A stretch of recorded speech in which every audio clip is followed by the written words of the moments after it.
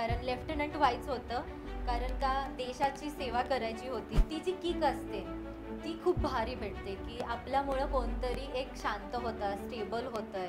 एक 5 मिनिटासाठी का होईना तो माणूस त्या सगळ्या दुःखातून बाहेर पडतो. ज्या शेतीकडे वगैरे गेले बघायला वगैरे, तिथे मला ट्रॅक्टर सुद्धा बाबांनी चालवायला अरे दिला. बापरे. म्हणजे त्यांचं मत असं होतं की कोणत्या क्षेत्रात मुलींनी कमी नाही पडायचं. कोण काय म्हणतं यापेक्षा स्वतःला आपल्याला सिद्ध करायचं आहे. नमस्ते, मी ॲडव्होकेट नीरा धाडगे. कोणत्याही क्षेत्रात तुमची कामगिरी वाखाणण्यासारखी असेल, इतक्या लोकांशी मी बोलतेय ना, काहीतरी रोज नवीन शिकायला मिळतं. एकमेकांना मदत करण्यासाठी तुम्ही ही कम्युनिटी जॉईन करू शकता, पुणे वुमन्स क्लब.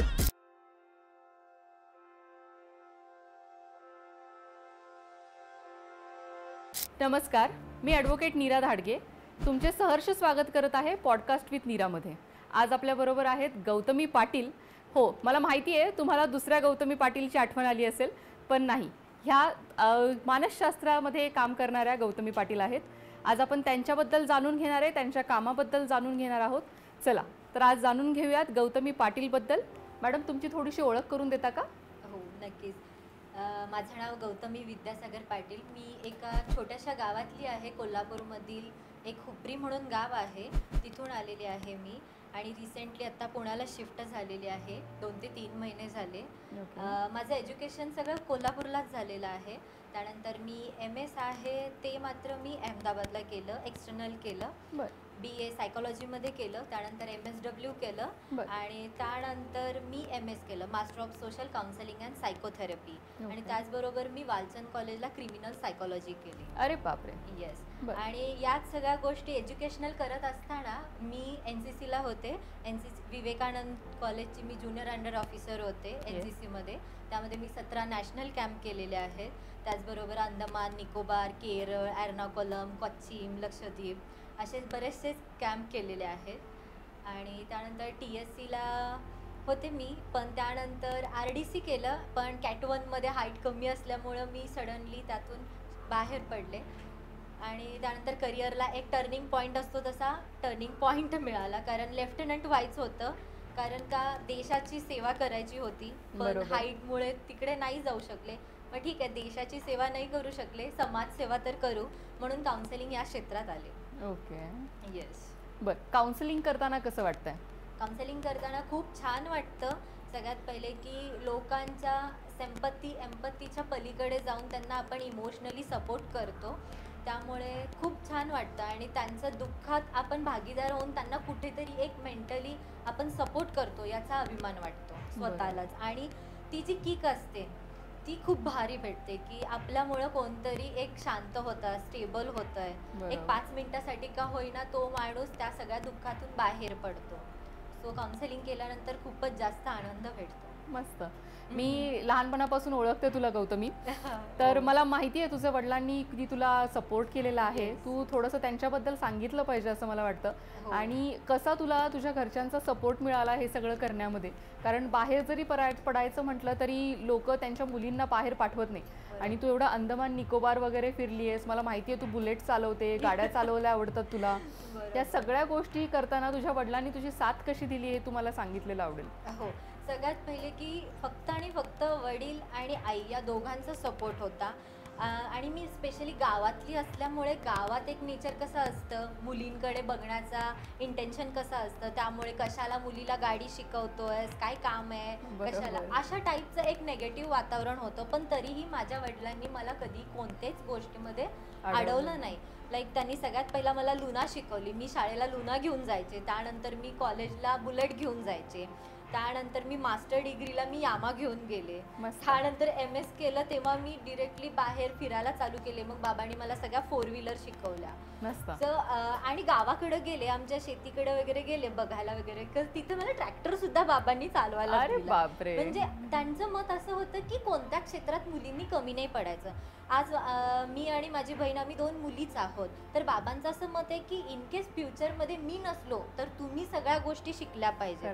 त्यामुळं कोण काय म्हणतं यापेक्षा स्वतःला आपल्याला सिद्ध करायचं आहे, त्यासाठी या सगळ्या गोष्टी शिकल्या पाहिजेत. आणि कॉन्फिडंट राहिलं पाहिजे आणि स्वतःला डेव्हलप करत राहिलं पाहिजे, असं बाबांचं नेचर. आणि बाबा सगळ्यात जास्त म्हणजे खूप धाडसी की मला त्यांनी कधीच कोणत्याच गोष्टीत पाठीमागं ठेवलं नाही, की स्विमिंग असू दे, हॉर्स रायडिंग असू दे, रोप क्लाइम्बिंग असू दे, ट्रेकिंग असू दे, मस्त. सगळे जेवढे ॲडव्हेंचर स्पोर्ट्स असतील ते सगळे मी केले.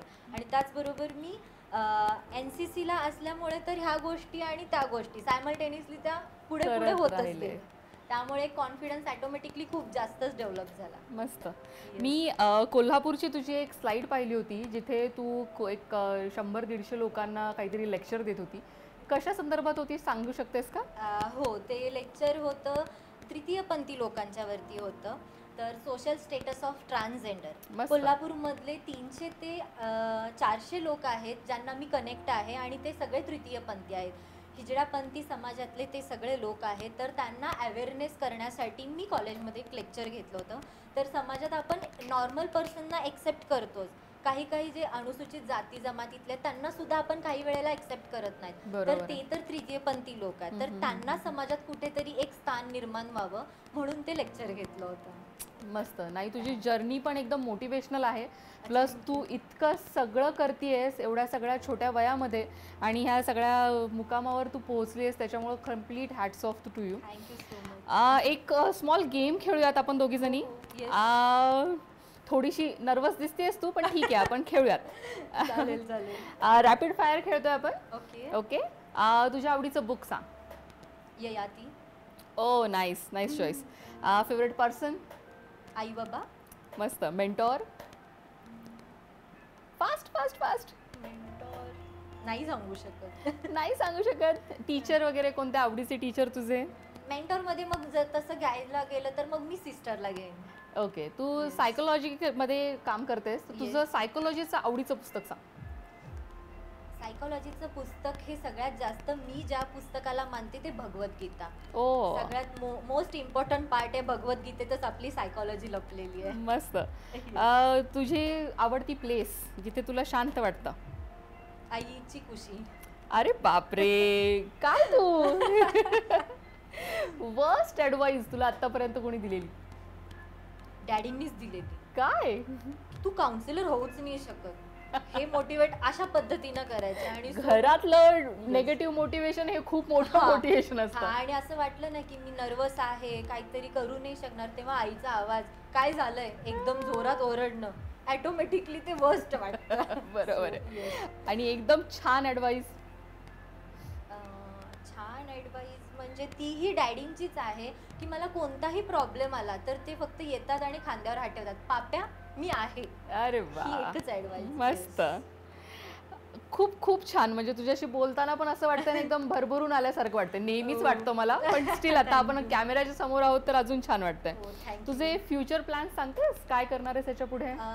फ्युचर प्लॅन्स हेच आहेत की मला सगळ्यात जास्त म्हणजे लोकांपर्यंत पोचायचं आहे आणि त्यासाठी मला पुण्यामध्ये माझी OPD चालू करायची आहे काउन्सिलिंगची.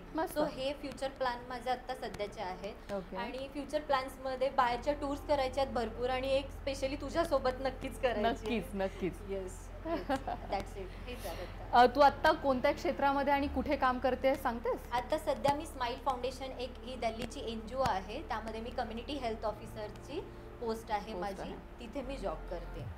मस्त. आणि त्याचबरोबर माझं कोल्हापूरला आता सॅटर्डे संडे गंगाप्रकाश हॉस्पिटलमध्ये OPD असते. ओके. काउन्सिलिंगची. खूप छान, खूप छान. Thank you. आमच्या पॉडकास्ट थ्रू तू खूप लोकांपर्यंत पोहोचशील अशी माझी खूप अपेक्षा आहे आणि नक्की पोहोचावीस असं मला वाटतं. थोडं जर तू कुणाला आपल्याला प्रेरणा द्यायची असेल तुझ्या क्षेत्रामध्ये येण्यासाठी किंवा तू जे काही करते आहेस ते करण्यासाठी, तर तू काय सांगशील? मी सगळ्यात पहिला हे सांगेन की लोकांपर्यंत पोहोचण्यासाठी किंवा लोकांना काउन्सिलिंग करण्यासाठी तुम्ही येऊ नका. काउन्सिलिंग या विषयात किंवा या क्षेत्रात का या, कारण स्वतःला काउन्सिलिंग करता येतं आणि कोणतीही सिच्युएशन असू दे, कोणतेही ऑब्स्टॅकल्स असू देत, तर ते आपल्याला सेल्फ मोटिवेट करून आपल्याला त्यात सेल्फ अवेअरनेस ऑटोमॅटिकली होतो आणि त्यातून आपण बाहेर पडतो आणि एक स्टेबल पर्सन राहतो. सो त्यामुळे तुम्ही या क्षेत्रात यावं असं मला वाटतं. नक्की. आज आपल्याबरोबर होती गौतमी पाटील. गौतमी पाटील खूप खूप जिद्दी आहे, वेगवेगळ्या गाड्या चालवते. तिच्याविषयी सांगायचं म्हटलं तर माझा पूर्ण दिवस संपेल, पण थोडक्यात का होईना तुम्हाला तिच्याबद्दल खूप काही कळालं असेल असं मला वाटतं. धन्यवाद.